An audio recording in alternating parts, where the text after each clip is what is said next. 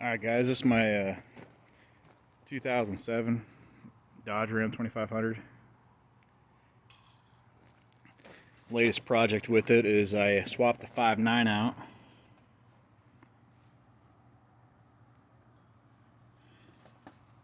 for a 2019 6.7. So it has a CP 4.3. So this is actually pretty cool. So there's actually a lot of stuff done to this. Well, not really a lot, but quite a bit. So this is actually the 2019 fan, but it's using, I can't remember what my buddy said. So my buddy and his dad, he did a swap for me. At least got the motor in, pulled the old motor out. He shortened the fan, so he used, I want to say, a 2008 fan bracket, and then mounted the 2019 fan to it. So in case anyone was wondering, the intake plate here is actually the same. So they're the same between the early models and the late models. What's actually different is the rail. So if you ever look at the rail, the fittings on the rail are different, and so is the ejector nuts. So it bolted all up except for number one. They had to bend it a little bit, and he even put a piece of rubber on it to try to keep it from rubbing. The power steering pump's different. That's actually from a 2012. So that's a 2012 power steering pump. The case, the gear case is actually different.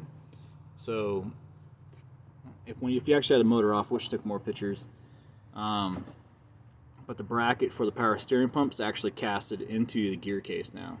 And because of the way it's casted, you can't use the early pumps. But the 2012 has the reservoir built onto it, so it shouldn't have an issue.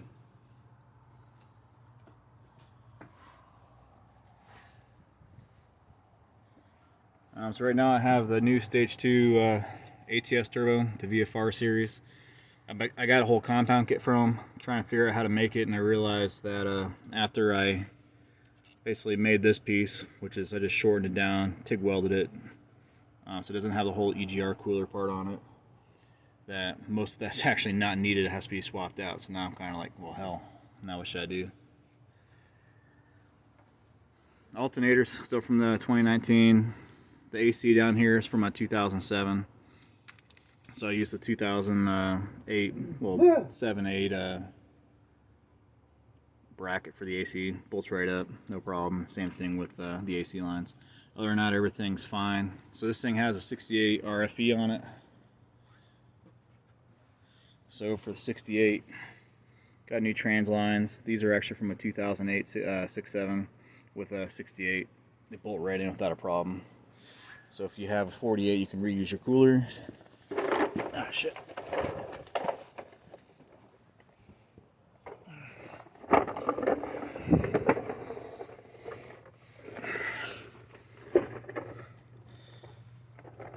Alright, so as you can see, this is 68. So the other thing I used was basically shift cable from 2008. Bolts right up to your cluster if you have an 06 or a 07. Also, which is kind of new, is these, trying to get an angle, have a blue valve body connector. It's kind of neat.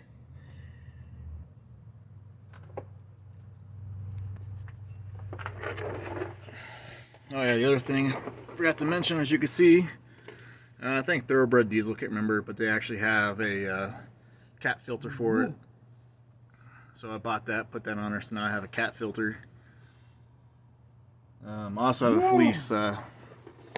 fleece lift pump in the gas tank that has the two pumps in it, so hopefully I don't have a problem with my CP3.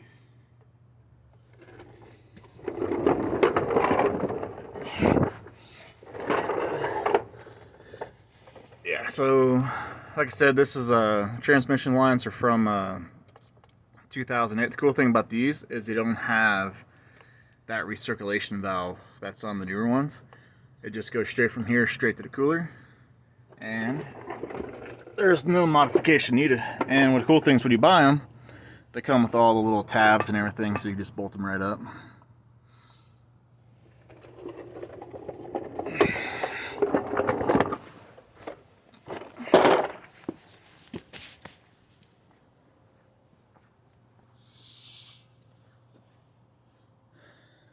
Let's see here. Yeah, Yeah, so that's the cat filter.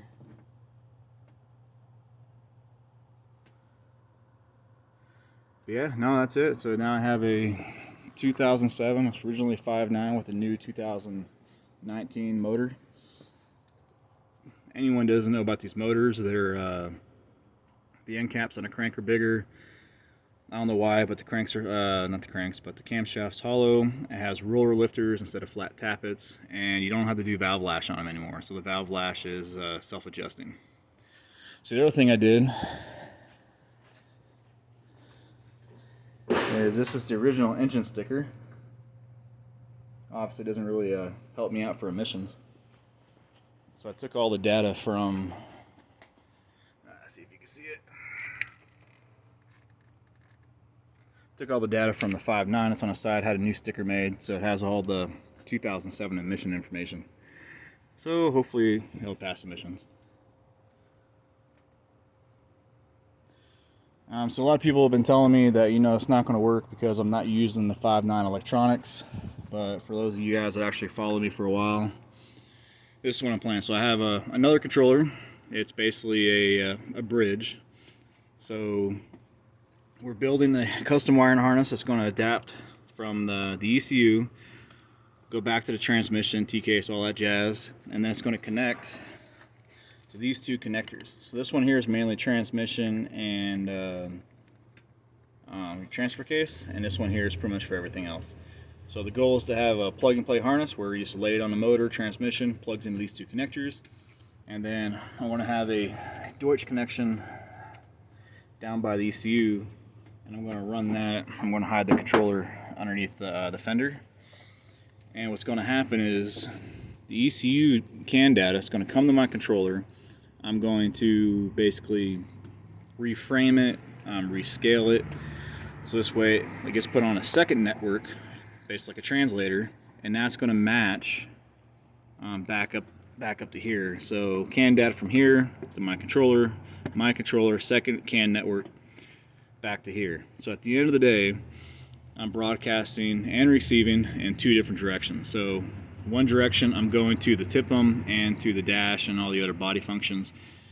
The other function is I'm reading data from that and I'm rebroadcasting it back to the TCU. So at the end of the day, the goal is the engine's not going to know that it's in a 2007, and the TIPM and the body controller is not going to know that it has a 2019 motor.